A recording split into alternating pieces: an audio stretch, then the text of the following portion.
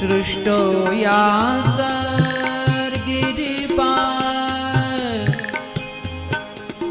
जगदनविदो कालिनी या रुद्री च संगारे चापि यस्या जगदीद अखिल क्रीडनं या पराख्या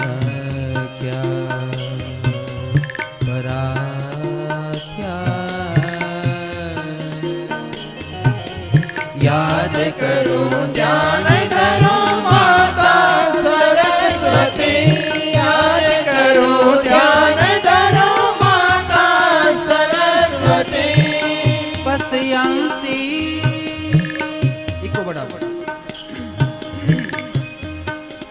पश्यन्ति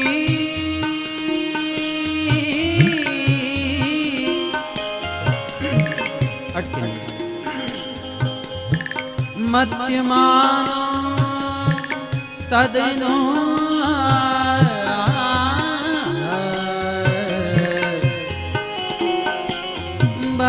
भाग्यवती वैखरी वार्ण रूपा सास्मद्वाचे प्रसन्ना विधि हर गिर गिर साराधिताल करो याद करो ध्यान करो माता सरस्वती याद करो ध्यान करो माता सरस्वती याद करो ध्यान करो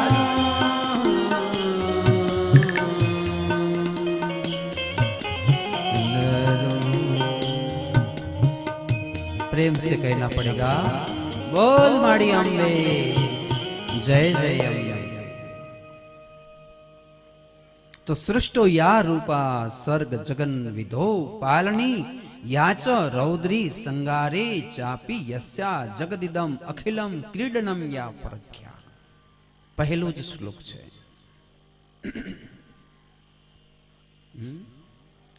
मां भगवती नु महात्म्य सांभळीए शू छे आ भगवती या देवी सर्वभूतेषु भक्ति रूपेण संस्थिता या देवी सर्वभूतेषु भक्ति रूपेण संस्थिता नमस्तस्यै नमस्तस्यै नमस्तस्यै नमो नमः। शक्तिना त्रण स्वरूप छे भाई बहन ध्यान थी सांभळजो। एक तो सगुणा शक्ति स्वरूपा छे जेने तमे अंबा क्यो बहुचर क्यो चामुंडा क्यो आ शक्ति सगुण स्वरूपी छे।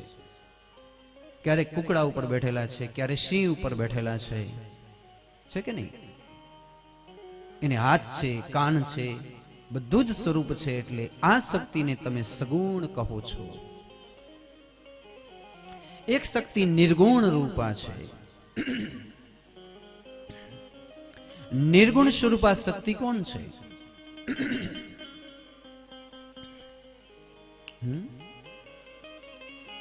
निर्गुण एटले धरती में रहेली शक्ति ऊंचे नो अवाज ऊंचे पहुंचे तो जे धरती में रहेली शक्ति आकाश में रहेली शक्ति पवन ने अग्नि में रहेली शक्ति तो ई छे निर्गुण शक्ति। અને ત્રીજી શક્તિ જેનું નામ છે સહજ શક્તિ। શું નામ છે? સહજ શક્તિ। યાદ રાખજો બહેનો, કાલે પૂછીશ, લેશન લઈશ તમારું। તો એક શક્તિ છે સગુણ, જેને આપણે આંખથી જોઈ શકીએ, જેના સ્વરૂપ છે। એક શક્તિ એવી છે નિર્ગુણ, અને એક શક્તિ છે સહજ રૂપે બ્રહ્માંડમાં વ્યાપ્ત છે। સહજ રૂપે એ શક્તિ એટલે એક તો માણસમાં છે કે નહીં અંદર શક્તિ, જેને તમે બુંદ કહો છો, શાંતિદાસજી મહારાજ બુંદ થી આપણે કહીએ ને, ગુરુ પરંપરા પણ બુંદ થી અને વંશ પરંપરા પણ બુંદ થી છે। તો અંદર તમારી અંદર બુંદની જે શક્તિ છે એને સહજ શક્તિ કહેવાય. અને એ જો ન હોય તો દરેક માણસ વાંજિયા હોય, ઝાડે ન ઉગે. આ સંસારમાં કઈ ઉગે નહીં, નવું થાય નહીં, નદી પણ આગળ ન વધે, પ્રવાહ ન મળે, વેગ ન મળે. આ બધું વેગ અને પ્રવાહ મળે છે સહજ શક્તિથી. નવા નવા ઘાસ ઉગે છે, જે કઈ પણ થાય બધી સહજ શક્તિ કહેવાય. એને કઈ કારણની જરૂર નથી, આપોઆપ સહજ ભાવે શક્તિ વ્યાપિત છે. એક છે અપરિગ્રહા શક્તિ. ધ્યાનથી સાંભળજો ભાઈ બહેન. અપરિગ્રહા, એ અપરિગ્રહનું નામ છે મહામાયા મોમાય. અને એક આવશે પરિગ્રહા. પરિગ્રહ એટલે સહજ ભાવે આપણી અંદર બેઠેલી છે શક્તિ, એ પરિગ્રહ છે. એટલે એના તો દર્શન થાય. કદાચ વૈજ્ઞાનિકો જોઈ શકે કે તમારી અંદર શક્તિ છે કે નથી. નવા સંતાનો તમે પ્રગટ વનસ્પતિઓથી લઈને આપણા બધા કરી શકશું કે કેમ, એ દેખાય છે. પણ જે અપરિગ્રહ છે એ મહામાયા છે, યોગ માયા છે. અને એના પેટમાંથી જ બ્રહ્માંડો નીકળે છે. 21 બ્રહ્માંડો આ મહામાયાના પેટમાંથી નીકળે છે, અથવા તો ચરણ કમલથી નીકળે, અથવા તો સંકલ્પ માત્રથી નીકળે છે. જેટલું આ દુનિયામાં દેખાય એ નીકળ્યું ક્યાંથી? તો કે અંબિકાના સંકલ્પ શક્તિથી.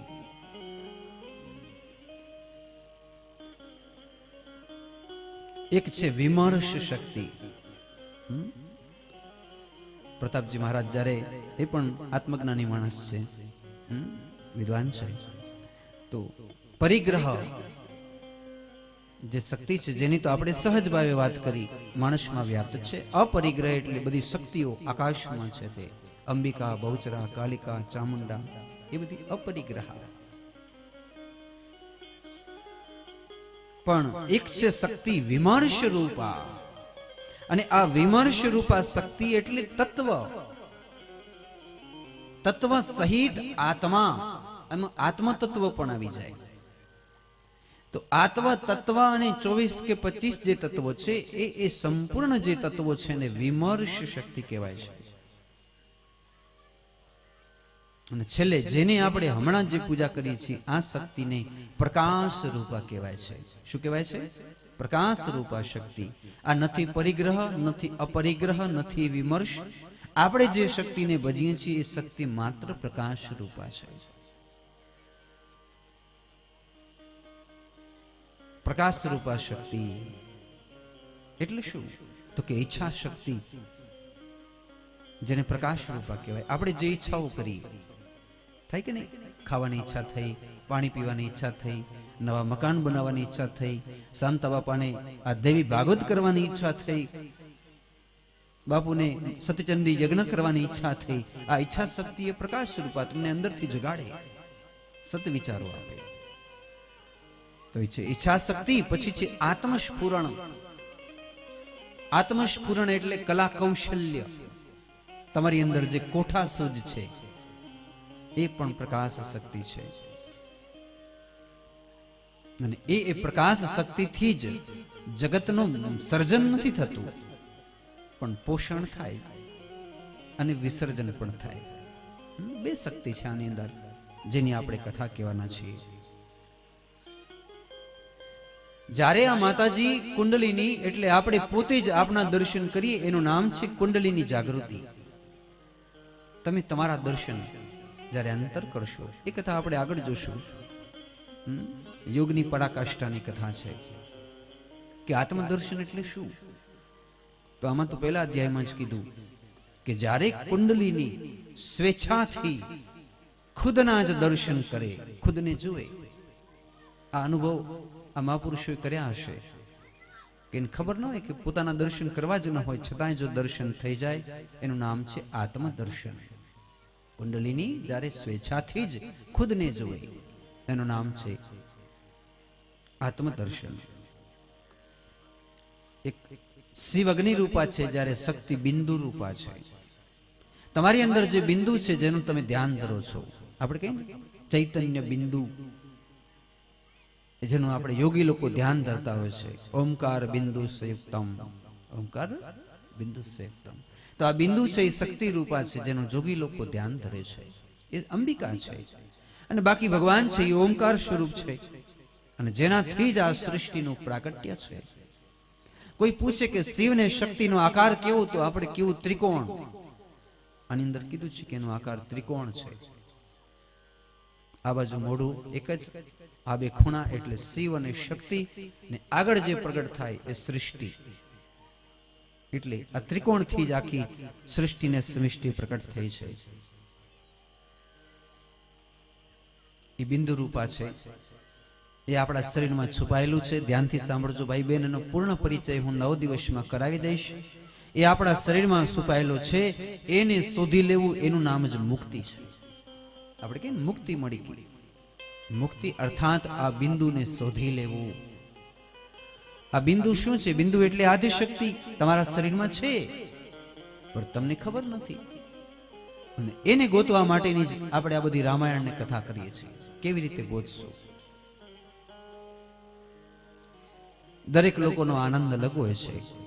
દેવોનો આનંદ અલગ, ઋષિઓને પણ આનંદ અલગ હોય, પિતૃઓનો આનંદ અલગ હોય, યોગીઓનો આનંદ અલગ હોય, રાજાઓનો આનંદ અલગ હોય.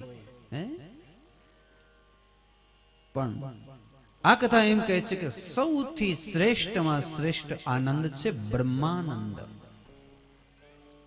સમજવા જેવી વસ્તુ છે. દરેકને આનંદ તો હોય કે ન હોય? આકાશમાં રહેલા દેવતા પણ આનંદિત થતા હોય, નાચતા હોય. તો તમે શું માનો છો? તમને કેના જેવો આનંદ જોઈએ? રાજા જેવો, ઋષિઓ જેવો, દેવ જેવો, પિતૃઓ જેવો, કેના જેવો આનંદ જોઈએ? તો સૌથી શ્રેષ્ઠ આનંદ કયો છે મહારાજ? અમને એના જેવો આનંદ જોઈએ. તો સૌથી શ્રેષ્ઠ આનંદ છે બ્રહ્માનંદ, બ્રહ્મનો આનંદ લેવો. અને આ બ્રહ્મનો આનંદ તમને ક્યારે મળશે? તે કે જ્યારે તમે આ બ્રહ્મ બિંદુને શોધી લેશો. આ જગદંબાની અંદર છુપાયેલી છે, એને શોધી લેશો. આમ તો શાંતા બાપાના દર્શન કરવા હોય તો મંદિરે જવું પડે, કે હાલો કુળદેવીના દર્શન કરી આવીએ. પણ જ્યારે તમે બિંદુને શોધી લેશો, ત્યારે તમે ગુફામાં બેસી જશો, યા તો ઘરમાં બેસી જશો, અને પછી તમે કહેશો કે અમારે કોઈ તીર્થયાત્રા કે કોઈ મંદિરોમાં જવું જ નથી, કારણ કે બધું આમાં આવી ગયું અંદર. જ્યારે તમે એક વસ્તુને શોધી લીધી, પછી તમને કોઈ યાત્રાઓ, કોઈ દર્શન, કોઈ વ્રત, કોઈ ઉપવાસ, કશી જ જરૂર નથી. એકવાર આને શોધી લેવાની જરૂર છે. તો એ આપણે 9 દિવસની અંદર એવી કથા કહીશું કે આ માં ભગવતી તમારા શરીરમાં આ બિંદુ રૂપે ક્યાં, કેમ, કેવી રીતે રહે, અને કદાચ એને જો જાગૃત કરવા હોય તો આપણે એને કેવી રીતેથી જાગૃત કરવા, એની કથા આપણે આગળ આગળ જોશું. પહેલો શ્લોક પ્રારંભ કરી રહ્યો છું કે જગદંબા, તમે સંસારનો શૃંગાર કરવા વાળા છો. જ્યારે તમે બધા જ ની પાસે સરસ જ્યારે મંગલાચરણ કરીને મેં વાત મૂકી છે, ત્યારે એ પણ કહી દઉં કે આપણા દેવ કેટલા છે, કેવું પૂજવા લાયક. પ્રતાપજી મહારાજ પંચદેવ, બરોબર છે ને? કેટલા દેવ છે? સદા ભવાની સાહે રહો, સન્મુખ રહો ગણેશ, પંચદેવ મળી રક્ષા કરો, બ્રહ્મા વિષ્ણુ મહેશ. હવે સામાન્ય પ્રશ્નોના 3 ઉત્તર તો તમને આવડશે જ. ચલો, કે ભાઈ બ્રહ્માજીનું કાર્ય શું છે? તો બધા કહી દે સૃષ્ટિ સર્જન કરવાનું. ભગવાન વિષ્ણુનું કાર્ય શું છે? તો ભરણ પોષણ કરવાનું. અને ભગવાન શિવનું કાર્ય શું છે? તો કે શૃંગાર કરવાનું. બરોબર છે. હવે હું તમને પૂછીશ તો પછી આ માતાજીનું શું કાર્ય છે? અને ગણપતિ બાપાનું શું કાર્ય છે? સદા ભવાની સહાય રહો, સન્મુખ રહો ગણેશ. ગણપતિ બાપાનું શું કાર્ય છે? આ ત્રણની તો આપને ખબર પડી ગઈ કે એક સર્જન કરે, એક ભરણ પોષણ કરે, એક વિસર્જન કરે. જ્યારે ગજાનન ગણપતિ મહારાજની પૂજા આપણા જીવનમાં એ જરૂરી છે કે એ આપણો અભ્યુદય કરે છે. શું કરે છે? સંકલ્પ સિદ્ધ કરે છે. બહુ સમજવા જેવી વાત છે કે ગણપતિને જો તમે ડિલેટ કરી દો કે આપણે ગણપતિની પૂજા નથી કરવી મહારાજ, તો તમારા કોઈ સંકલ્પ સિદ્ધ થશે જ નહીં. માની લો કે નોરતાના વ્રત કરો તો એ નોરતાના સંકલ્પ સિદ્ધ ગણપતિ બાપા જ કરે, અને એનું જો નામ ન લઈએ તો વિઘ્ન આવે, કામ સફળ ન થાય. અર્થાત ગણપતિ બાપાનું કામ છે સંકલ્પો સિદ્ધ કરવા. લગ્ન હોય તો લગ્ન સિદ્ધ કરી દેવા, કથા હોય તો કથા સિદ્ધ કરી દેવી, અને કદાચ જે કાંઈ પણ દવા લઈએ તો દવા દ્વારા આરોગ્ય પ્રાપ્ત કરાવવું. જેટલું પણ કામ હોય એમાં ગણપતિનું નામ લેજો તો ગણપતિ કાર્ય સિદ્ધ કરાવશે. પણ એક નનામી વખતે નામ નથી લેવાતું. જ્યારે રામ બોલો ભાઈ રામ કરતા જતા હોઈએ ત્યારે ગણપતિ બાપાનું નામ નથી લેવાનું કે આમાં સંકલ્પ કઈ સિદ્ધ જ નથી કરવાના, આમાં તો વિસર્જન કરવાનું છે. તો આપણે જોયું કે ચોથું, ગણપતિ મહારાજ સંકલ્પ સિદ્ધ કરે કે મારી વાડીમાં સારામાં સારા ધાન્ય થાય. તો તમારે કેને યાદ કરવા? ગણપતિ બાપાને. તો તમારી વાડીમાં પુષ્કળ ધાન્ય થશે. કુવામાં બોરમાં સારામાં સારું પાણી નીકળે તો એ સારામાં સારું પાણી પણ ગણપતિ બાપાની કૃપાથી નીકળશે. તો મારે તમને એ પ્રશ્ન પૂછવો છે, તો પછી અંબિકા સિંહ ઉપર બેઠેલી કુળદેવી એનું કામ શું છે? છે કે નહીં? એનો મહાત્મય આ મનુષ્ય દેહમાં અથવા તો ભારત વર્ષમાં કે સંસારમાં આ 33 કરોડ દેવતાને શું જરૂર પડે છે? આ દેવીની પ્રથમ એની પૂજા થાય છે. સૌ પ્રથમ એના બ્રહ્મા વિષ્ણુ મહેશ પણ એને પ્રણામ કરે છે. કેવું ભલા આ દેવીનું શું કામ છે? આપણા જીવનમાં એનું શું મહાત્મય છે? એને સંસ્કૃતમાં આપણે કહીશું તિરોધાન. શું કહેવાય? તિરોધાન. તિરોધાનનો અર્થ જ્યાંથી નીકળ્યું ત્યાં મેળવી દેવું. બરોબર સમજાડો? હજી એક વખત કહું, તિરોધાનનો અર્થ થશે જ્યાંથી નીકળ્યા ત્યાં મેળવી દેવું. એટલે માના પેટની અંદર આ મેળવી દે છે કદાચ જીવને, એનું નામ છે તિરોધાન. ધ્યાનથી સમજો. મેળવી દેવાનો અર્થ થાય. અને આત્માને ભગવાન સાથે જ્યારે આમ ભેગું થવું હોય તો એ કાર્ય પણ અંબિકા કરાવે છે, કુળદેવી કરાવે છે. અથવા તો જે વંશમાં એકબીજામાં ભળતા આવે, આમ કેમ દોરામાં માળાના મણકા પુરાવતા આવી, આજે મણકા પુરાવાનું કામ એ અંબિકાનું છે. તિરોધાન. યા તો એટલું થયા પછી, ભેળવ્યા પછી એનું વિસર્જન. માની લો કે આ બધું જશે ક્યાં? આપણે કહીએ ને કે પ્રલય થઈ જશે, તો પ્રલય થયા પછી બધું ક્યાં જશે? તો કે પ્રલય થયા પછી માં ભગવતીની અંદર બધું સમાઈ જશે. એનું કામ છે આત્માની અંદર ભેળવી લેવો. આત્મા બધાય માં ભગવતીના પેટમાં હાલ્યા જશે. ચાંદો સૂરજમાં ભગવતીના પેટમાં હાલ્યા જશે. એક બ્રહ્માજી છે કમળના પાંદડા ઉપર બેઠેલા, એ વિષ્ણુ ભગવાનના પેટમાં જશે. પણ કાળક્રમે જ્યારે વિષ્ણુ ભગવાનને પણ અંતર ધ્યાન થવું હશે તો એ પણ અંતર ધ્યાન થઈ અને માતાજીના પેટમાં હાલ્યા જશે. તો મૂળે તો માતાજીના પેટમાંથી બધું સંસાર પ્રગટ થયો છે. વિષ્ણુ ભગવાન પણ એની કથા આપણે કહીશ તમને કાલની કથામાં, આવતીકાલે જ્યારે ભુવનેશ્વરી પ્રાકટ્ય થશે ત્યારે, કે ભગવાન વિષ્ણુને કોણે પ્રગટ કર્યા એ બીજા પુરાણોમાં નથી, પણ આમાં છે દેવી ભાગવતમાં. માં ભગવતીએ જગદંબાએ જ વિષ્ણુ ભગવાનને પ્રગટ કર્યા છે. એમાંથી પ્રગટ થાય પાછા એમાં સમય જાય. એનું નામ છે તિરોધાન. પ્રગટ કરવા, અંદર સમાવી લેવા. પ્રગટ કરવાની શક્તિ દેવી, અંદર સમાવી લેવાની શક્તિ અર્પિત કરવીને ખુદમાં સમાવી લેવા. જેમ દરિયો બધી નદીને સમાવી લે છે, એમ આદિશક્તિ પ્રકૃતિ આ સંસારના બધા જ પ્રલયોને સમાવી લે છે. આપણે મર્યા પછી ક્યાં જશું? કેવું? જો વૈકુંઠમાં ગયા તો વૈકુંઠમાં, પણ આપણે કદાચ ભૂત પ્રેત થશું તો ક્યાં જશું? માની લો કે 2 વર્ષ વચ્ચે લટકી ગયા તો ક્યાં જશું? ન તો વૈકુંઠમાં જગ્યા મળે, ન તો નરકમાં, ન તો સ્વર્ગમાં, ક્યાંય જગ્યા ન હોય. અને જે આશ્રય મળે એનું નામ છે તિરોધાન. આ 2 વર્ષ તમને માતાજી સાચવશે. હકીકત એવો સમજવા જેવી વાત છે. તમે મર્યા પછી ડાયરેક્ટ માતાજીના ખોડામાં જશો. અને જો તમને જવું હશે વૈકુંઠમાં તો માતાજી કહે છે આ પાર્સલ જવા દો વૈકુંઠમાં, આ નરકનું પાર્સલ છે જવા દો નરકમાં. પણ બધું ભેગું માના પેટમાં થશે. એ મારે તમને એ કેવું છે. આ એની ક્રિયા છે તિરોધાન. તો તમારે મર્યા પછી મોઢું કેને બતાવવું છે કેવું હવે? એની ખબર કોણ પાડશે કે આ ક્યાંથી ક્યાં જશે? એ બધું તમે મર્યા પછી બધા માના ખોડામાં જાય છે, પ્રકૃતિના ગોદમાં જાય છે, અને પ્રકૃતિ પછી એનો ભેદ પાડે છે. આદિશક્તિ અંબિકા. તો નરકમાં જા, તો વૈકુંઠમાં જા, તો આલોકધામ ધામમાં જા. પણ અમુક દીકરા એવા હોય છે કે એમ કહે છે કે માં અમારે ક્યાંય જવું જ નથી, અમારે તારા જ ભજનને ભક્તિ કરવા છે. તો અંબિકા પછી એને પોતાના પાર્ષદ બનાવે, પોતાની જોગણીઓ બનાવે છે. પણ મારે તમને એ કહેવું છે, અહીંયા પુરુષોને કોઈ સ્થાન નથી. આના ધામમાં ગયા પછી કોઈ પણ પુરુષ રહેતો નથી, સ્ત્રી બનીને જ જવું પડે. એની કથા પણ આપણે આગળ આગળ જોશું. આવો માની કથા ચાલુ કર્યા પહેલા છડી પુકારીએ. પૂજ્ય માતાજીને આપણે બધા સાથે મળી માં જગદંબાની છડી પુકારતા પહેલો અધ્યાય પ્રારંભ કરીએ. આવો છડી પુકારીએ જગદંબાની. બોલ શ્રી અંબે માત કી જય.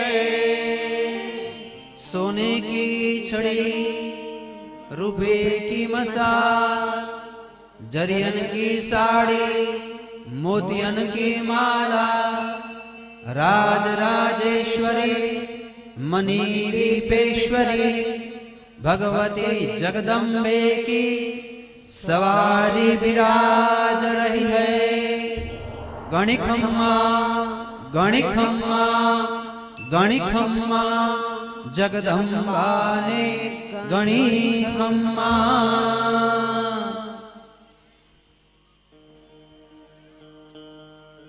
અહીં પ્રથમ અધ્યાયમાં મહાત્મ્યમાં એવો પ્રશ્ન પૂછાય છે. પ્રશ્ન પૂછાનો સંવાદ થયો છે, જે આપણે પહેલે જ કહી ગયા કે માણસ મરણ પામ્યા પછી ક્યાં જશે. આશરો કેનો કેનો આશરો છે? માણસો રાહ ભટકી ગયા, નહીં તો આશરો તો કુળદેવી નો હોય સાહેબ, હોય કે નહીં? એમ ન કહેવાય કુલદેવ કુલદેવી કહેવાય, બાકી ઈષ્ટદેવ કહેવાય. અમુક જે દેવ છે એ કુળદેવ કહેવાય. કુળદેવ છે એ કોઈ દી વૈકુંઠમાં ન લઈ જાય. ઈષ્ટદેવ એ કદાચ વૈકુંઠ લઈ જાય, પણ આનું નામ તો કુળદેવી છે. એની શરણમાં ગયા પછી ભોગ પણ આપે, ભુક્તિ અને મુક્તિ પણ આપે, મોક્ષ પણ આપે. ભુક્તિ અને મુક્તિ. એટલે આવો એક ગરબાથી જ પ્રારંભ કરીએ આપણે ચારુકેશી રાગમાં.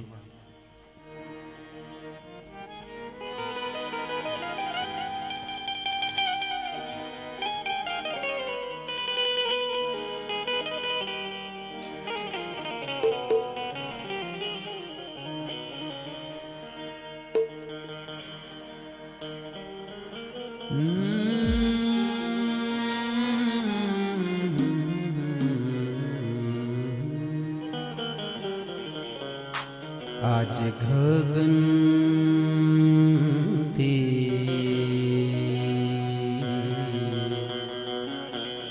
आज गगन थी चंदन ढोड़ाय रे, थैयर मने आशो ना भणकार था. थैयर मने आशो ना भणकार था. थैयर मने आशो ना भणकार था. कोई आवे તું હો, કોઈ આવે તું, કોઈ આવે તું क्षितिजથી દેખાય રે. આછા આછા ચાંદની ના ચમકારા થા. आछा आछा चांदनी ना चमकार था. सैयर मने आसो ना भणकार था.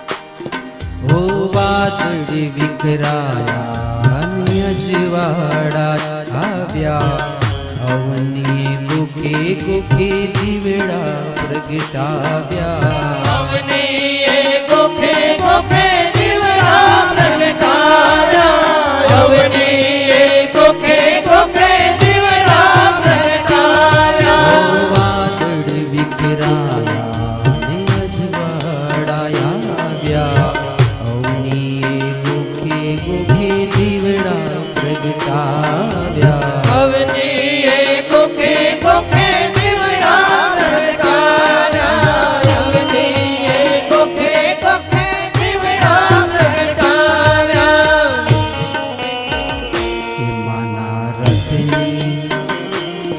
માના રથની ગરીઓ શમડાય રે રાતા રાતા કંકુના પગલા ભરખા રાતા રાતા કંકુના પગલા ભરગાય સયર મને આસોના ભડકા હતા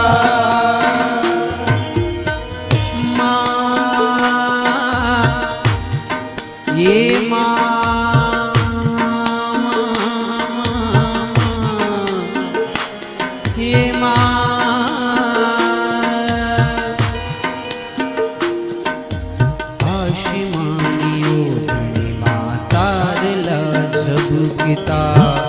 गरबे रंगवा दाढ़ी जगे पगे मुकेता ગરબે રમવા બિરદાને જગે પગ મૂકતા ગરબે રમવા બિરદાને જગે પગ મૂકતા माड़ी घर में ताड़ियों बिजाय रे कंठे कंठे कोयल ना टहुकार था એ કંઠે કંઠે કોયલ ના ટહુકાર થાય સયર મને આસોના ભડકાર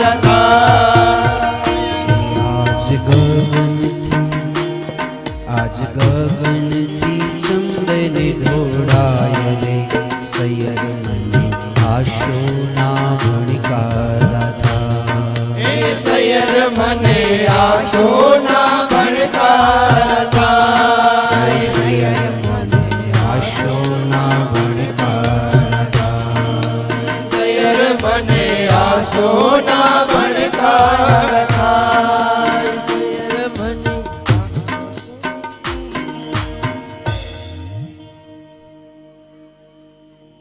प्रेम से कहना पड़ेगा बोल माड़ी अम्बे जय जय अम्बे हे मां हे आदिशक्ति या कुंदिन ऋतुषारहार धवला या शुभ्र वस्त्र वृत्ता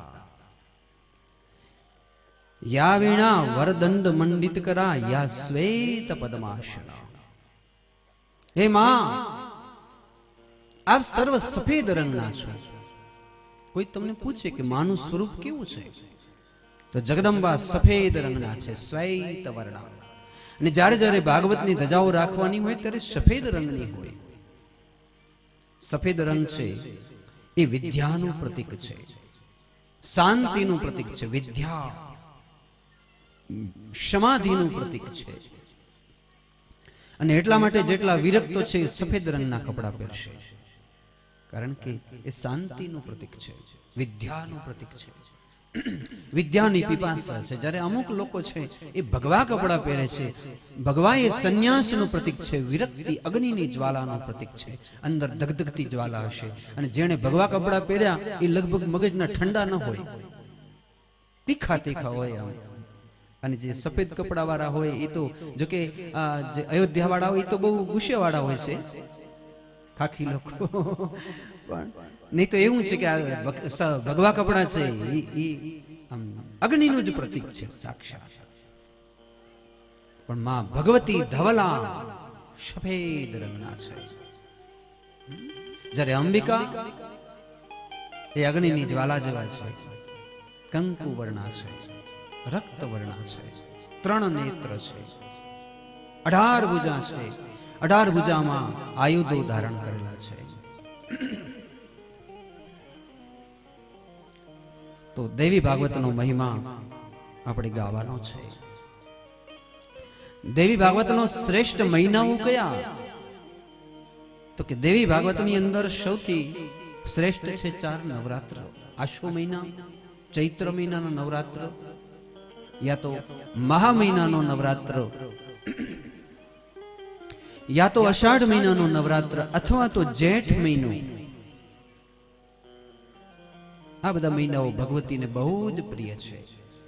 એની અંદર જે કોઈ પણ માણસ આરાધન કરશે તેને ધારેલા મનોરથ સફળ થશે. એક વંદ્યા હોય તેની સંતાનો મળશે. કાકવંદ્યા હોય, એક સંતાન થયા પછી ઘણાને એવા હોય કે દીકરા દીકરી 15 વર્ષના, 18 વર્ષના, 25 વર્ષના થઈ જાય અને સંતાન ન થતા હોય તો એવા લોકોએ દેવી ભાગવતની કથા સાંભળવી. તો દેવી ભાગવતની કથા સાંભળ્યા પછી વળી પાછા નવા સંતાનો પ્રગટ થાય શક્તિ આરાધનાથી. એને કહેશું કાકવંદ્યા. એક વંદ્યા એટલે બિલકુલ દીકરા નથી, બીજા કાકવંદ્યા એટલે એક જ સંતાન થાય. પછી ઘણાના સંતાન મૃતક જન્મે, મરણ પામેલા જન્મે, યા તો જન્મતા વેત મૃત્યુ પામતા હોય. ઘણા લોકો તો એને ભિખારી તરીકે રાખતા હોય. આવા લોકો એના ઘરમાં આ દેવી ભાગવતનો પાઠ ચોક્કસ કરવો. જેના ઘરમાં કારણ વગર અપમૃત્યુ થતા હોય, જુવાન જુવાન મૃત્યુ પામતા હોય, એવા લોકોએ દેવી ભાગવત તો ખાસ સાંભળવું. અને રાજાઓ માટે કીધું છે કે જ્યારે તમારે ચડાઈ કરવી હોય તો એના પહેલા દેવી ભાગવત સાંભળીને જો તમે યુદ્ધ કરવા જશો તો નક્કી તમારો વિજય થશે. દાખલા તરીકે રોગી માટે કે તમારે કોઈ મોટા ઓપરેશન કરાવવા જવા હોય અને જો તમે દેવી ભાગવત સાંભળીને જશો તમે એમાં સફળ રહેશો, અપમૃત્યુ નહીં થાય એની ખાતરી આપે છે. ગામમાં રોગચાળો હોય, વાડાના રોગ નીકળતા હોય, શીતલાના રોગ નીકળતા હોય, આવી બધી અંદર વાતો છે આમાં કે આનો શું ઉપાય કરવો. જ્યારે દેવી ભાગવત સાંભળવામાં આવે ત્યારે બધા જ રોગો આ જગદંબાના નામ માત્રથી શમન થઈ જાય છે. તમે પૂછશો કે આ શાસ્ત્ર સર્વપ્રથમ કોણે સાંભળ્યું? તો એ કથાઓ તો આગળ આગળ આવશે. અગસ્ત્ય ઋષિની કથા આવે, કાર્તિક સ્વામીની કથા આવશે. કાર્તિક સ્વામી આ કથા કહી, પણ એના પછી આ કથા કોણે કહી તો તરત જ વ્યાસ મહર્ષિનું નામ આવશે કે આ કથા વ્યાસ મહર્ષિએ કહી છે. કેને કહી? તો કે જન્મેજય રાજાને. શેના માટે? તો કે પરીક્ષિત રાજાના ઉદ્ધાર માટે આ દેવી ભાગવતની કથા સંભળાવી છે. શું કામ? તો કે જેણે કોઈ દીએ કઈ દાન ન દીધું હોય, જેણે કોઈ દીએ માળા ન ફેરવી હોય, જેણે કોઈ દીએ સત્કર્મ ન કર્યા હોય, અને જે હંમેશા સંસારમાં ડૂબેલો સંસારી જીવ હોય, એની ખાતરી જોઈએ કે મેં જીવનમાં કાંઈ કેતા કાંઈ ભજન ભક્તિ નથી કર્યા, એવા લોકોએ મૃત્યુ પછી ભાગવત ન સાંભળવી, દેવી ભાગવત સાંભળવી. ભાગવત તો તેણે કરવું કે જેણે દાન દઈ દીધા છે, યાત્રાઓ કરી લીધી છે, માળાઓ ફેરવી લીધી છે, આ બધું કરી લીધું છે. એવા લોકોએ ભાગવત સાંભળવી. પણ જેણે કશું જ કર્યું નથી એવા લોકોએ શ્રીમદ દેવી ભાગવતની કથા સાંભળવી.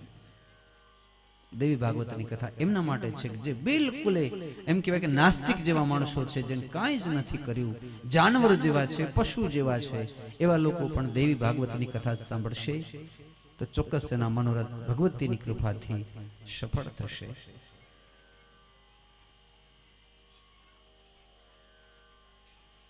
એક શ્લોક ચંડી પાઠનો છે. અરુણા તરુણા અરુણા કરુણા તરંગિતાક્ષી ગુરુતપાસાંક કુસબાણ ચાપ હસ્તામ અણિમાદિ વિરાવૃતા મયુખે રહમિત્યમેવ વિભાવય ભવાનીમ. વ્યાસજી વક્તા છે, જન્મેજય મહારાજ કથા સાંભળે છે. આ કથાના 18,000 શ્લોકો છે, ભાગવતની જેવા જ. આ કથાના 12 સ્કંદ છે અને આ કથાના 318 અધ્યાય છે. જો ધ્યાનથી સાંભળજો.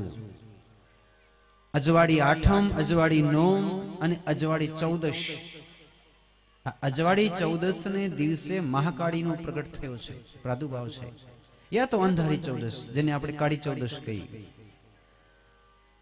આ 3 દિવસ શક્તિ આરાધન માટે છે. એટલે જે માતાજીને માનવા વાળા હોય એને 8મ 9મ અને 14 આ 3 દિવસે વિશિષ્ટ પૂજા કરવી. દીપમાળા કરી શકાય, લાપસીનો નૈવેદ્ય ધરાવી શકાય, શ્રીફળ વધારી શકાય, એકટાણા ઉપવાસ કરી શકાય, માને ચુંદડી સિંદૂર ત્રિશુલ જે કાંઈ પણ ધરાવવું હોય તો 8મ 9મ અને 14 આ 3 તિથિઓ જગદંબાને સૌથી વધારે પ્રિય છે. તો 3 દિવસોની અંદર વિધિવત વિશિષ્ટ પ્રકારથી જગદંબાની આરાધના કરી શકાય.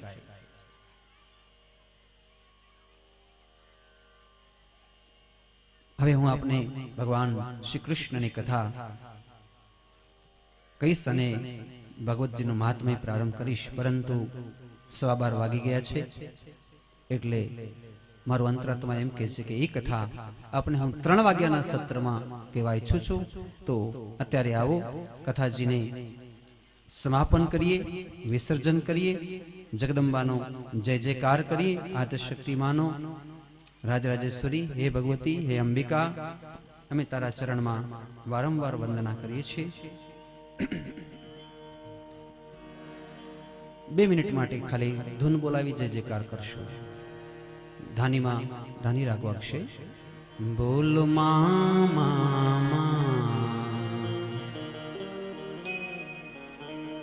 બોલો મામા, બોલો મામા, બોલો મામા, બોલો મામા, ગાવો મામા, ગાઓ મામા, રટો મામા, રટો મામા, જપો મામા, જપો વેદ હે મામા, વેદ હે મામા, તીર્થ હે મામા, તીર્થ હે મામા, યજ્ઞ હે મામા, યજ્ઞ હે મામા, मेरे दोष भी ऊंची बस मां, हे मां, ये हे मां, ये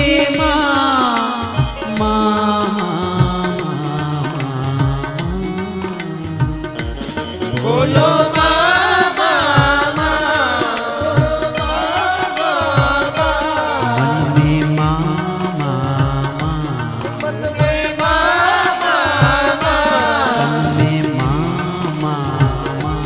તન હે મામા, तन में मामा, ધન મે મામા, चित में मामा, ચિત્ત મે મામા, मेरे तो सभी कुछ ही बश मां,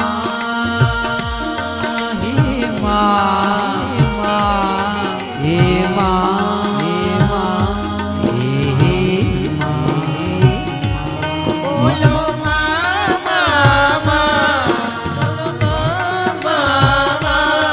माता मामा,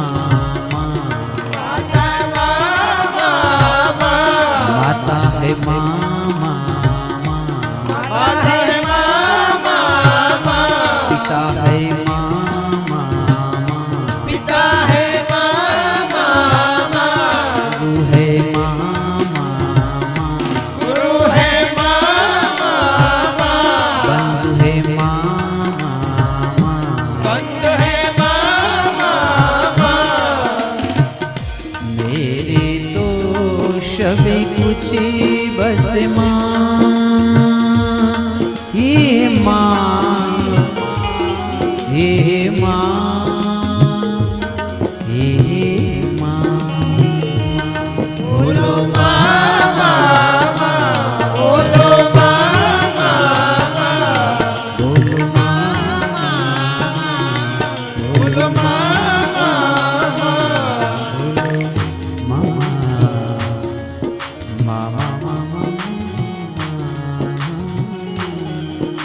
बोल श्री अम्बे मात की चामुंडा मात की जय। सत्य सनातन धर्म की जय। अपने अपने गुरु महाराज की जय। अपने मात पिता की जय। नमः पार्वती पते हर हर महादेव। ओम शांति शांति शांति। आवो दूधनो प्रसाद धरावशो मां जगदंबाने।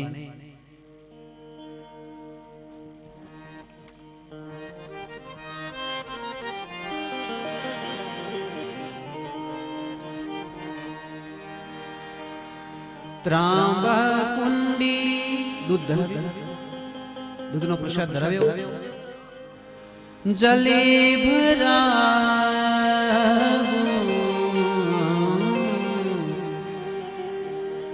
નાવન કરેતા જાવો ભવાની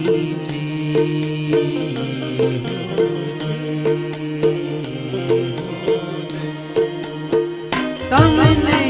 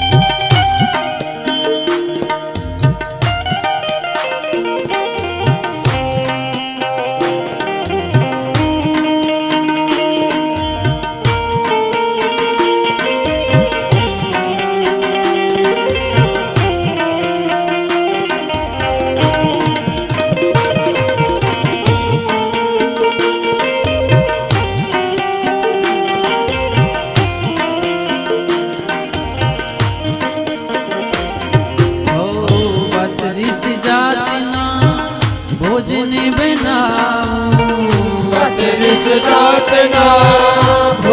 बनाओ। बत्रीस जाति ना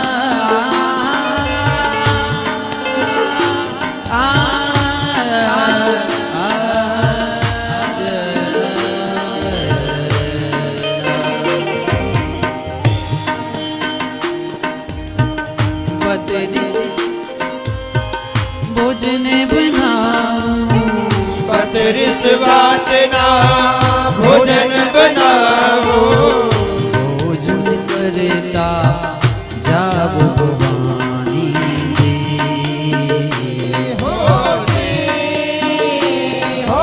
जी तमने भूलने बताविने लई जवाना मोतीडे बताविने लई जवाना। आज नो दिवस मारे मंदिरे हो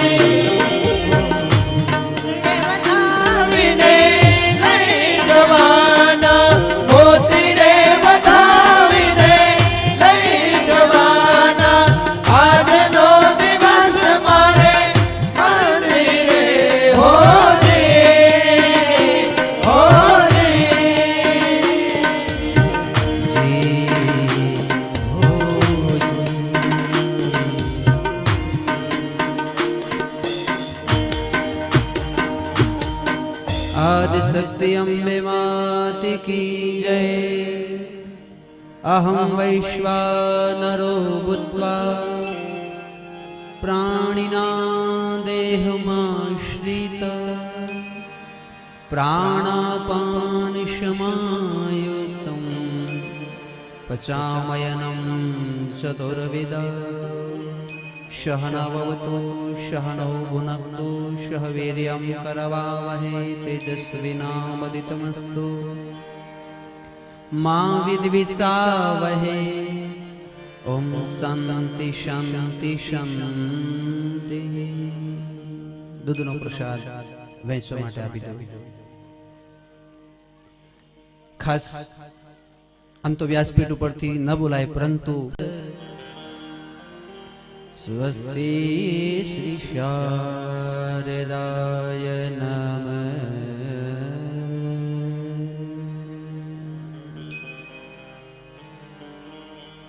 परात्पर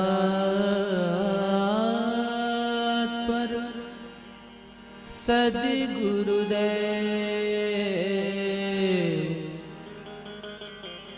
चरण कमलाम्ब्यां नमः।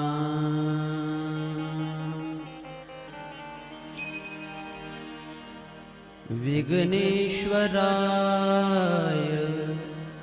वरदाय शूरप्रियाय लंबोदराय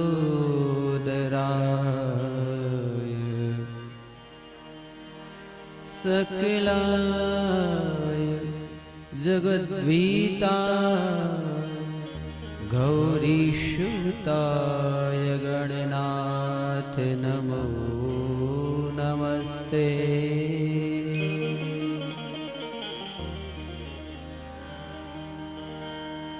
नमो देवी महादेव्ये शिवाय शक्तितं नमः। नमः प्रकृति भद्रा नियता प्रणीता स्मृतम्।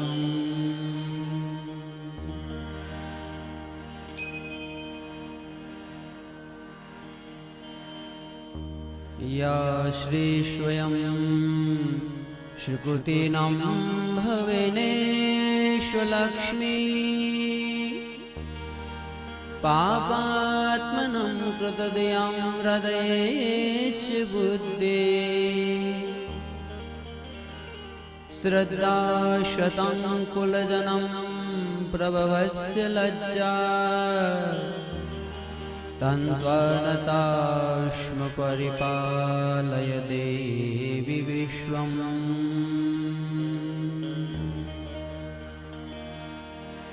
गुरुर्ब्रह्मा गुरुर्विष्णु गुरुर्देवो महेश्वरा। गुरुर्साक्षात् परब्रह्मा तस्मै श्री गुरुवे नमः।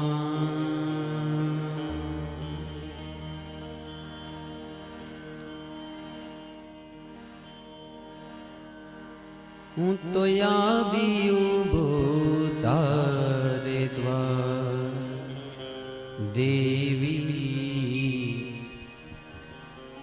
दर्शन दो एक बार माता रे।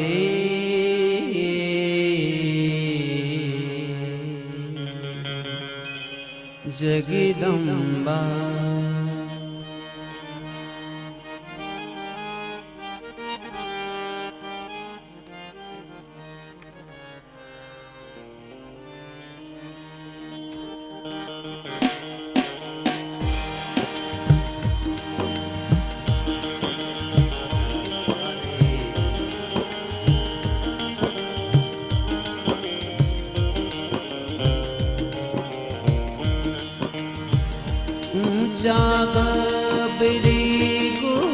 तुवाड़ी आराशुरीनी पावावाड़ी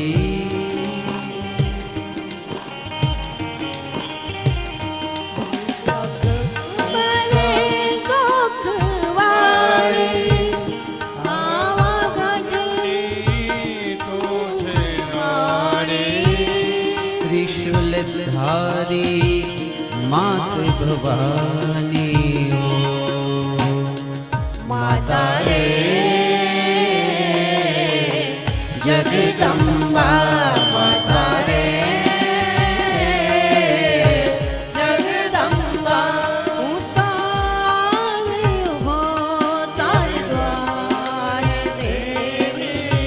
दर्शन दो माता रे जगदम्बा माता रे जगदम्बा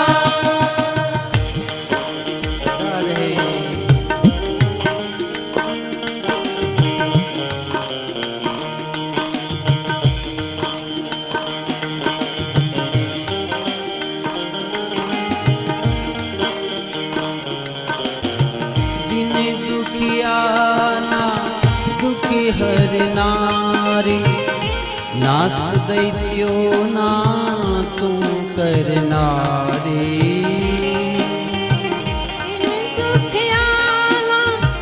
दुख हर नारी नास दैत्यो ना तू करनारी भक्तों ने माँ लेती संभाली हो माता रे जगदम्बा माता रे जगदम्बा आवी वो तारे द्वार देवी दर्शन जो एक बार माता रे जगदम्बा माता रे जगदम्बा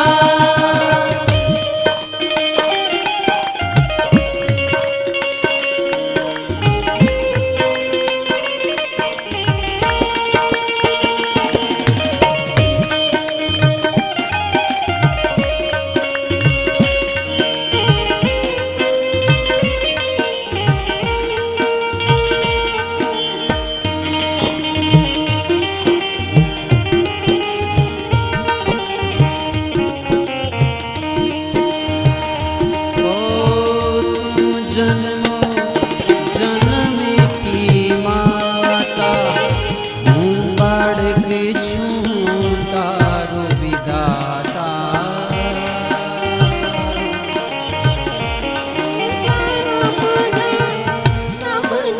माता मुबारक छो तारम दाता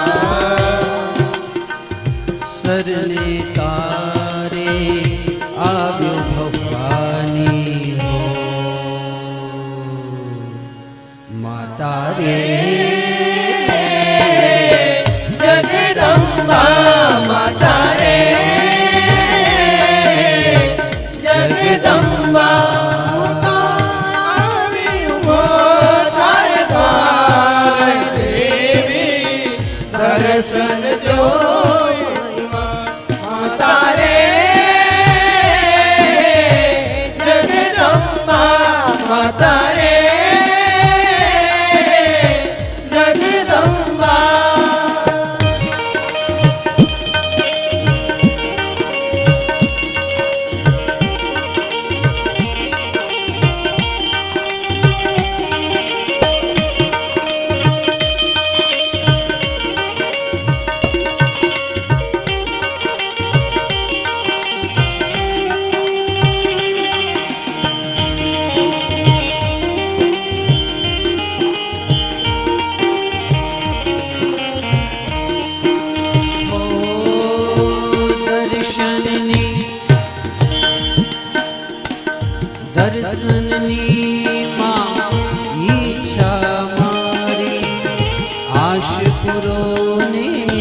माते भवानी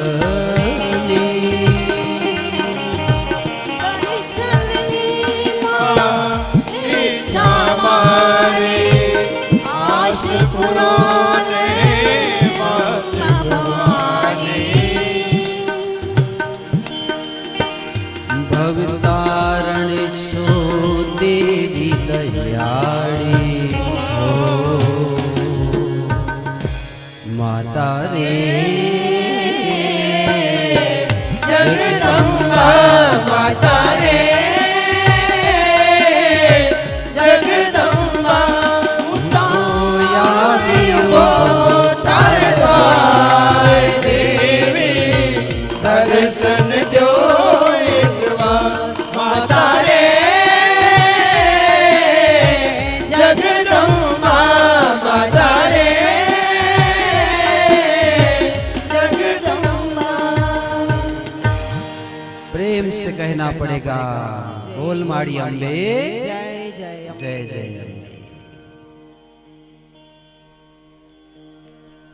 निज गिरा पावनी कारण राम जस तुलसी कयो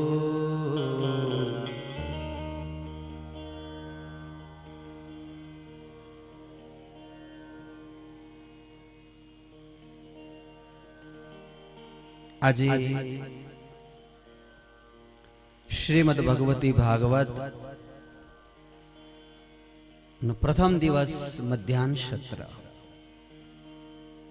સર્વ ધર્મ પ્રેમી ભાઈ બહેનો આપનું હૃદયપૂર્વક સ્વાગત કરું છું પ્રેમપૂર્વક બોલ માડી અંબે જય જય અંબે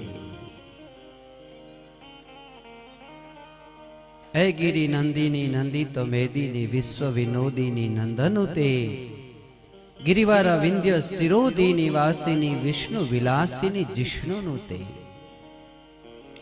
भगवती है सितिकंठ कुटुंबिनी भूरी कुटुंबिनी भूरी कृते जय जय है महिषासुर मर्दिनी रम्य कपर्दिनी शैलसुते हे मां तारा चरण में कोटि कोटि वंदना करू छू प्रार्थना पूर्वक प्रणाम करू छू हे जगदंबिके आदिशक्ति विश्वरी अखिलेश्वरी पूर्ण प्रताप स्वरूपा हे चामुंडा हे महिषासुर मर्दिनी अमे तारा चरण में खूब खूब वंदन करीए छीए प्रातः काले पोथी पधरावी भगवती स्वयंभू पधार्या माना सुंदर जवाराओ वाव्या मानी गरबीओ पधरावी जगदंबाना भद्र मंडल भर्या मानी ज्योति पधरावी एक प्रजापति ने आंगणे नहीं परंतु समग्र धमड़का ग्राम ना आजूबाजूना 84 कोषनी अंदर मां जगदंबानो जय जयकार थयो।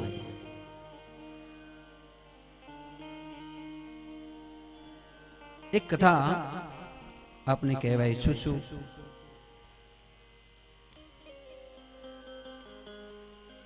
कि आ जगदंबानी आराधना कोणे करी केवी रीते करी आओ ए यशने गाइए सांभळीए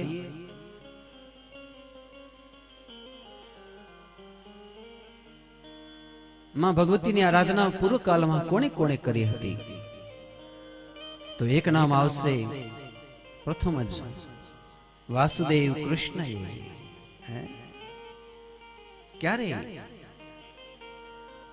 તો કે જ્યારે જાંબવંતજી યુદ્ધ કરતા હતા એ સમયમાં જાંબવંતજી બહુ જ સમર્થ હતા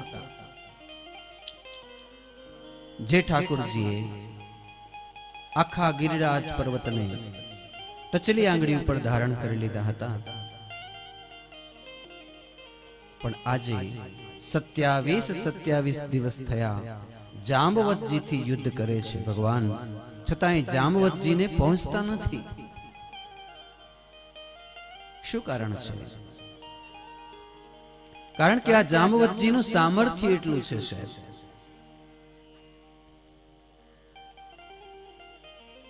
જ્યારે ભગવાને વામનમાંથી વિરાટ બની બલિરાજાને ત્યાં 3 પગલા પૃથ્વીની યાચના કરી હતી. ભાઈ બહેન ધ્યાનથી સાંભળજો. એ વખતે ભગવાને જ્યારે આમ ચરણારવિંદ ઊંચું કર્યું તો ભૂલોક, ભૂરલોક, સ્વર્ગલોક, મહલોક, જનલોક, તપલોક, સત્યલોક, બ્રહ્માજી સુધી ચરણારવિંદ પહોંચ્યું હતું. અને એ વખતે આ જાંબવતજીએ દોડીને ભગવાનના ચરણારવિંદની 21 પ્રદક્ષિણા કરેલી. સમજાય છે?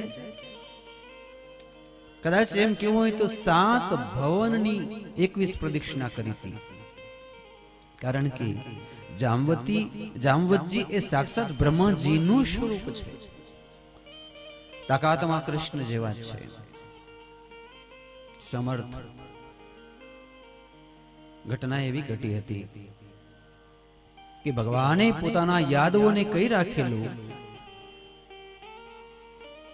કે તમે અઠવાડિયું 10 દિવસ સુધી ગુફાની બારે રાહ જોજો, અને જો અઠવાડિયા 10 દિવસમાં જો હું બારે ના નીકળું તો તમે ઉગ્રસેન, વસુદેવજી, બળદેવજી બધેને મારી યાદી આપજો કે ભગવાન સંકટમાં છે. ભગવાન કોઈ દી સંકટમાં હોય? પણ છતાંય આમાં એવું લખેલું છે કે ભગવાને જ કહેલું. તો યુદ્ધ ચાલુ થયું જાંબવત અને ભગવાન કૃષ્ણનું. 1 દિવસ, 2 દિવસ, 3 દિવસ, 10 દિવસ, 11, 12, 13, 14, 15 યાદો ખાતા નથી. કઈ ભગવાનના મિત્રજનો કહે છે કે પ્રભુ આ 15 દિવસ ત્યાં શું કરે છે? અંતે ભગવાનનો આદેશ માન્યો કે કઈ પણ જો તમને ભય જેવું લાગે તો આ વાત તમારે વસુદેવજીને કરવી. એટલે એ વાત એમણે વસુદેવજીને કરી. ત્યાં જઈને કે ભગવાનના પ્રાણ ઉપર બહુ જ સંકટ છે.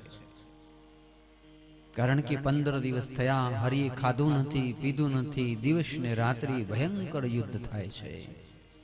તમે બેઠા બેઠા કલ્પના કરો કે એક બાજુ જાંબવતજી હોય ને એક બાજુ ભગવાન હોય તો એ યુદ્ધ કેવું હશે? મને એવું લાગે છે મહાભારતના યુદ્ધથી પણ કંઈક વિશેષ હશે. એ વખતે આખી પૃથ્વી ડોલતી હતી. તો વસુદેવજી મહારાજ અને દેવકીજી રડવા લાગ્યા કે હવે આપણે શું કરીએ? ભગવાને ચોખ્ખી આજ્ઞા કરી કે ગુફામાં કોઈ આવવાનું નથી, તો હવે શું કરવું? ત્યારે બળદેવજી મહારાજ કહે છે કે એક કામ કરી માં જગદંબાને યાદ કરી, કુળદેવીને. જ્યારે જ્યારે માથે કષ્ટ આવે તો તમે શું કરશો? કેને યાદ કરશો? કુલદેવીને યાદ કરશો. તો બળદેવજી મહારાજ અને વસુદેવ અને દેવકીજી કુળદેવી અંબિકાને યાદ કરે છે. અને બરોબર એ જ વખતે આકાશમાંથી શ્રી નારદ મુનિનું અવતરણ થયું. નારાયણ નારાયણ નારાયણ. વસુદેવજીને રડતા જોઈ નારદજી પૂછે છે કે દ્વારિકા ઉપર શું સંકટ આવ્યું છે? તો કે ભગવાનના પ્રાણ ઉપર જ સંકટ છે. ભગવાનનું કંઈક યુદ્ધ થાય છે, કોણ છે સામે ખબર નહીં, પરંતુ ભગવાનના પ્રાણ સંકટમાં છે. જો હવે નારદજી ખુદ કહે છે, વસુદેવજી, હે દેવકીજી, આજથી જ, આજે અમાવાસ્યા છે, બરોબર છે, આજથી જ તમે અખંડ જ્યોતિ રાખો અને એ નદીની રેતી મંગાવો, એકદમ પવિત્ર હોય, જેમાં કોઈ મલમૂત્ર ન કર્યા હોય. એ મલમૂત્ર વગરની નદીની પાવનકારી રેતીમાં 108 ઝવેરાઓ વાવો. માતાજીના નામથી ઘઉં, જવ, તલ, મગ આવા ધાન્યને ઉગાડો. આ ધાન્ય ઉગાડવાનું કારણ શું? તો કે એની સાથે તમારી મુશ્કેલીઓ પણ ઉગી અને અસ્ત થઈ જશે. જેટલી પણ મુશ્કેલી હોય એ ઉગે, રોગ, મુશ્કેલી, અને પછી અસ્ત થઈ જાય. તો તમે ઝવેરા ઉગાડો, પછી તો કે એક કળશની સ્થાપના કરો, માનું મંડલ ભરો અને શ્રીમદ દેવી ભાગવતની સપ્તાહ નવયજ્ઞ 9 દિવસની કથા હું આપને કહું. નારદજી કહે છે કે હું આપને 9 દિવસની કથા કહીશ. નારદજી કથા કહેતા હશે, કેવી કથા હશે? તરત જ દ્વારિકાની ગોમતી નદીમાંથી માટી આવી, અંદર ઝવેરાઓ વાવ્યા, તરત જ અંકુરો ફૂટ્યા, માના ગરબાઓ રાખ્યા, હે ઉપવાસ રાખ્યા છે. વસુદેવ અને દેવકી, બલભદ્ર, યાદવો સહિત રાજભવનમાં જ કથા સાંભળી નારદજી કથા કહે વ્યાસપીઠના મંચ ઉપર બેસી, વ્યાસપીઠ ઉપર બિરાજમાન થઈ મૃગચર્મના આસન ઉપર બેસી 1 દિવસ, 2 દિવસ, 3 દિવસ, 4 દિવસ, 5 દિવસ, 6 દિવસ, 7 દિવસ, 8 દિવસ, આજે 9મો દિવસ. અને ભગવાનને 27મો દિવસ હતો. જામવતજી સાથે લડતે લડતે આજે પ્રાતમાં જ જામવતજી થાકી ગયા. ત્યારે જામવતજી કહે કે હું આ સંસારમાં થાકી જાઉં એ વાત અશક્ય છે. કોણે મને થકાડ્યો? હું થાકી જાઉં એ વાતમાં માલ જ નથી. એવું તે વળી શું થયું કે આજ હું થાકી ગયો? અને તમે કોણ છો? તમને જોતા મને રામની યાદ આવે છે, મારા પ્રભુની યાદ આવે, મારા ઈષ્ટ ભગવાનની યાદ આવે છે. કોણ છો આપ? ત્યારે ભગવાન હસીને કહે છે હું જ રામ છું, દ્વાપર યુગમાં કૃષ્ણ બનીને પ્રકટ થયો છું. તો મારી શક્તિ કેમ ચાલી ગઈ? જામવતજી એમ કહે. શું કહે છે? મારી શક્તિ કેમ ચાલી ગઈ? ત્યારે કૃષ્ણજી કહે છે કે મારા માતાને પિતાએ મારા પ્રાણની રક્ષા માટે દેવી ભાગવતની કથા કહી છે અને 9 દિવસના ઉપવાસ રાખ્યા છે, એટલે જગદંબાએ તમારી શક્તિનું હરણ કર્યું છે, એટલે તમે થાકી ગયા છો.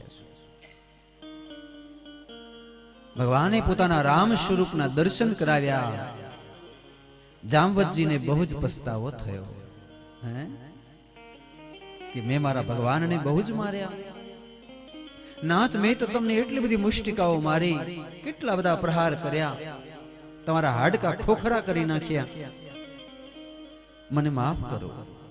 ભગવાન કે મારી એ જ તો પ્રતિજ્ઞા છે કે કોઈ મને પાણી ચડાવે તો હું એને બદલામાં પાણી આપું, કોઈ મને ફૂલ ચડાવે તો એને બદલામાં હું સુગંધ આપું, કોઈ મને દૂધ ચડાવે તો એને હું બદલામાં દૂધ જેવી સુખ, શાંતિ, સમૃદ્ધિ આપું, પંચામૃત ચડાવે તો 5 પ્રકારના અમૃતથી એનું જીવન ધન્ય ધન્ય કરી દઉં, કોઈ મને 56 ભોગ ધરાવે તો હું એને સુખ સમૃદ્ધિથી ભરપૂર ભરી દઉં, અને કોઈક મને જો ખોખરો કરે તો હું પણ એનાથી ડબલ એને ખોખરો કરું છું. એટલે જામવતજી, તમે જેટલા મને માર્યા છે એનાથી મેં તમને ડબલ માર્યા છે. સાચું બોલો? કાંજાલી કબૂલ કર્યું કે આ બધું દુખે છે. ભગવાનની મુષ્ટિકાઓ તો એવી જ લાગે ને પછી જોરદાર. તો કે એ તો ઠીક, પણ હવે સ્વયંતક મણી આપો, કારણ કે આ મણી છે ને એ દ્વારિકા નગરીનું છે અને રાજાનું ફરજ એ છે કે નગરીમાંથી ખોવાયેલી વસ્તુ પણ શોધે આપવી, અને જો ન મળે તો ખુદને કોઈ પણ યત્ન કરી એ જ વસ્તુ પોતાના ખર્ચે એને આપવી. તો મને આ મણી આપો, કારણ કે સત્રાજીત મહારાજની છે. તો મણી આપી દીધી જામવતજીએ, પણ પછી વિચાર થયો કે હવે આ ભગવાનને મોઢું કેમ બતાવું? મને કોઈ ઓળખતા ન હોય અને રસ્તામાં બરોબરનો ખોખરો કરે અને પછી મારી પાસે જ કઈ કામ પડે ને કઈ આવું હોય તો કેવી શરમ આવે કે હવે મહારાજને શું મોઢું બતાવીશ. તો અહીં જામવતજીને પણ એમ થયું કે હવે ભગવાનને હું મોઢું શું બતાવું? આટલા બધા નહીં તો ભગવાનની તો પૂજા થાય, તો મેં તો પ્રસાદી આપી, એટલે પોતાની લાડકવાઈ દીકરી જામવતીજી, નાનકડા જ છે, 18 વર્ષના, એને પ્રભુના હાથમાં આપી કે મારી આ દીકરીનો તમે સ્વીકાર કરો. જ્યારે ભગવાને એનો હાથ પકડ્યો અને સર્પ જેમ કાચલીને ઉતારી નાખી એમ જાંબવતીજીના રીછ જેવું શરીર હતું એ દૂર થઈ ગયું અને આખી ચામડી સોનાની થઈ ગઈ, સુવર્ણ જેવી ચમકે છે.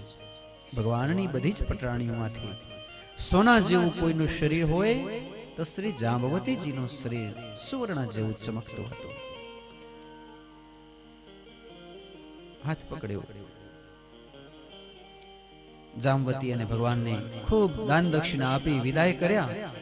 હવે જરા દ્વારિકા તરફ જઈએ તો દ્વારિકા કથાની પૂર્ણાહુતિ અને હોમ હવન થાય છે.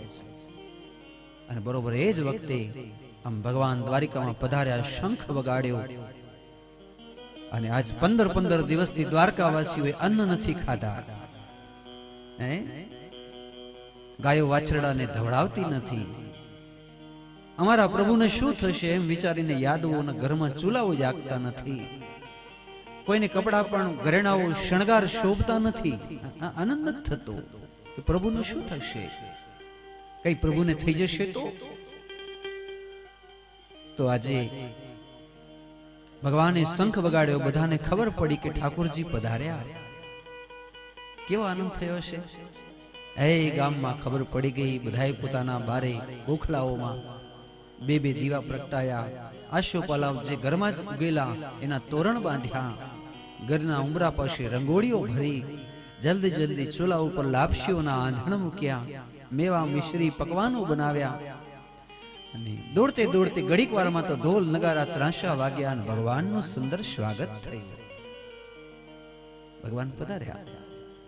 બરોબર વસુદેવ અને દેવકીજી હોમ કરે, નારદ મુનિ હોમ કરાવે દેવી ભાગવતનો.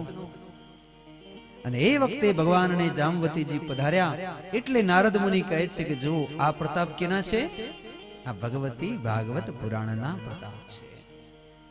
કે આપણા કૃષ્ણચંદ્ર હેમ ખેમ તો પધાર્યા, પણ સાથે પરણીને પધાર્યા છે. પુત્ર વધુ પણ સાથે લાવ્યા છે. દેવકીજી ઉભા થયા, તોરણે પૂંખ્યા, કંકુના પગલા કરાવ્યા. અને પછી નારદ મુનિએ કહે છે કે બાપુ, તમે જે 9 દિવસમાં અમને કથા કહી એ જ કથા આપ કૃષ્ણ અને જામવતીજીને કશું કથા કહો. તો આજ નારદ મુનિ કૃષ્ણ અને શ્રી જામવતીજીને શ્રીમદ દેવી ભાગવતજીની કથા કહે. ભગવાન હાથ જોડી દેવી ભાગવતજીની કથા સાંભળે અને કહે છે નારદ મુનિ, આ જગદંબાની કૃપાથી જામવતજીની શક્તિ ક્ષીણ થઈ.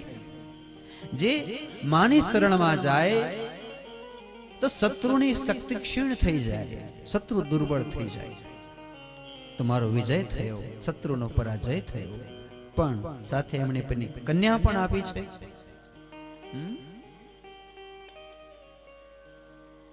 તો આજે હું બહુ જ ધન્ય બન્યો છું, આનંદ ચિત્ત બન્યો છું. માં ભગવતી રાજરાજેશ્વરીની અસીમ કૃપાથી, પૂર્ણ કૃપાથી ભગવાનના જામવતીજી સાથે જે લગ્ન થયા એની સુંદર કથા મારા શ્રી ઠાકોરજીએ કઈ, જગદંબાએ કઈ. આવી અદ્ભુત કથા જે કહેશે, ગાશે, સાંભળશે, સંભળાવશે એને માં પ્રત્યે પરમ પ્રેમ થશે, એમાં સંશય નથી. આવો માં જગદંબા રાજરાજેશ્વરીને યાદ કરીએ, ધાની રાગમાં જ માને યાદ કરીએ.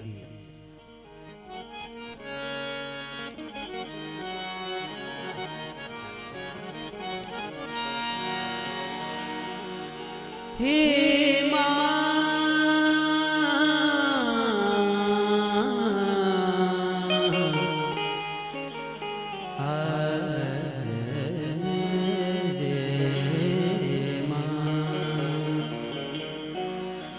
તું દયાળુ છે માં, હે માં માંગુ તારી દયા. હે દયા દયા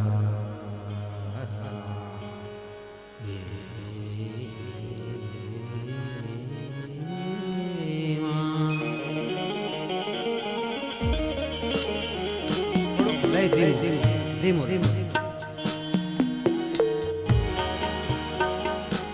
તું દયાળુ છે માંગુ તારી દયા તું દયાળુ છે માંગુ તારી દયા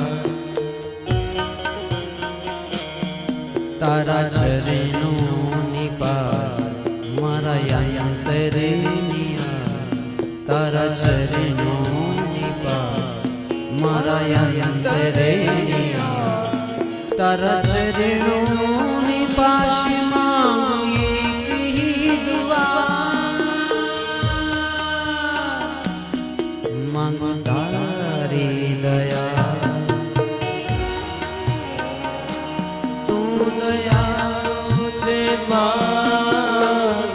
માંગો તારી દયા તું દયાળો છે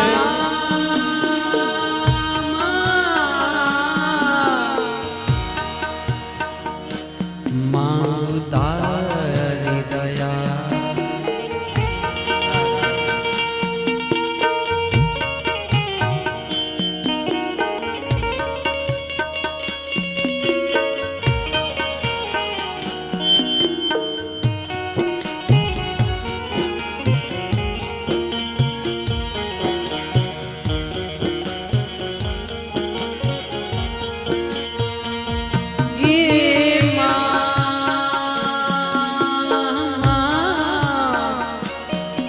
તારા હિંચકાની દોરીને હેતથી ઝુલાવું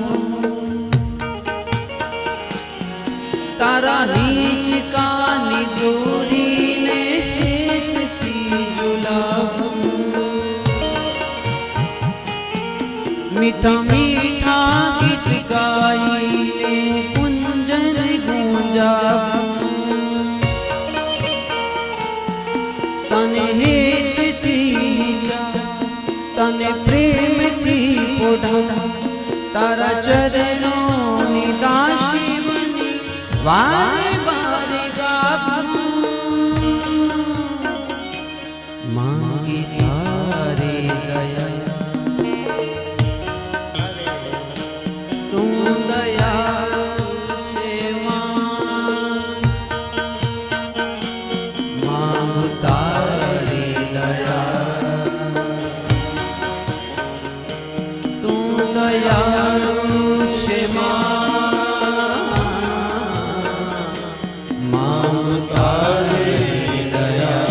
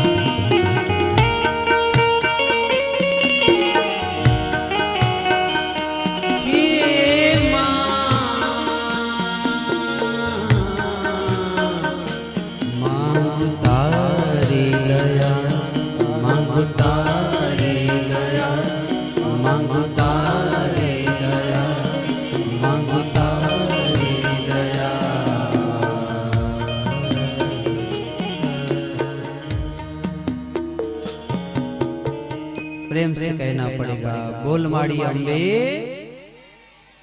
जय जय अम्बे। तो देवी भागवत नो महात्मय અને આ માતમય પ્રસંગમાં જાંબવતજીને ત્યાં કૃષ્ણ પરમાત્માનું મણિ પ્રાપ્ત કરવું જામવંતજી સાથે યુદ્ધ કરવું અને જગદંબાની કૃપાથી દેવી ભાગવત શ્રવણ કરી ઠાકોરજી પરિણય કરીને આવે છે, એ બધી માની કૃપા છે. હવે દેવી ભાગવતનો મહાત્મય પ્રસંગ અને રાજા શુધોમ્નનું સ્ત્રી બની જવું અને પછી પુરુષ બનવું તેની સુંદર કથા છે. માને યાદ કરીએ, હે માં, માંગુ તારી દયા. હિરણ્ય વર્ણામ હરિણીમ સુવર્ણ રજતસ્ત્રજામ ચંદ્રા હિરણમયમ લક્ષ્મીમ જાત વેદો આવાહ. હે માં, અમે તમારું આવાહન કરીએ, મારા અંતરમાં પ્રવેશ કરી આપ અજવાળા કરો.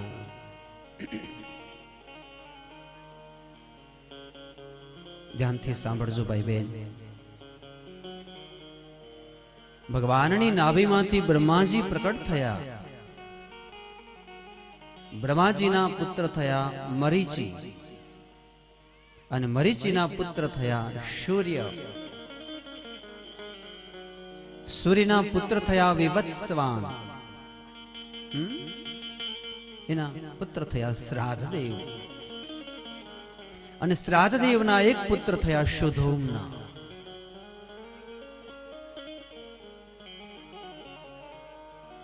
આ શુધોમ્ન મહારાજની કથા કેવી છે કે મહારાજને એકનો એક દીકરો યજ્ઞ કરે છે, અંબા યજ્ઞ.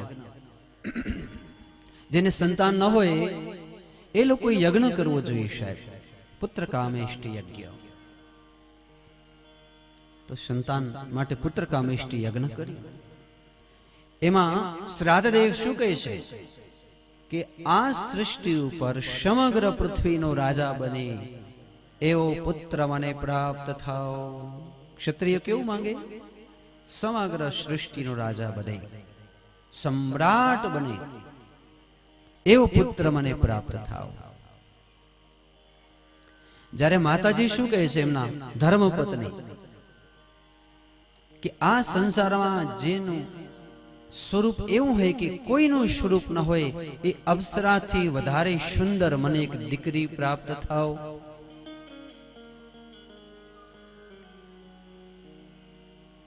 અને પછી બાજુમાં મહારાજ જે હવન કરતા હતા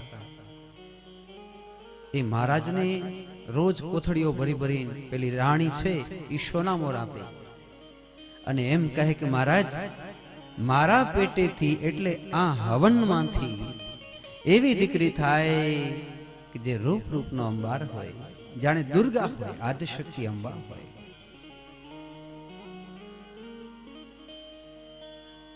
તો સાચે જ કન્યા પ્રગટ થઈ.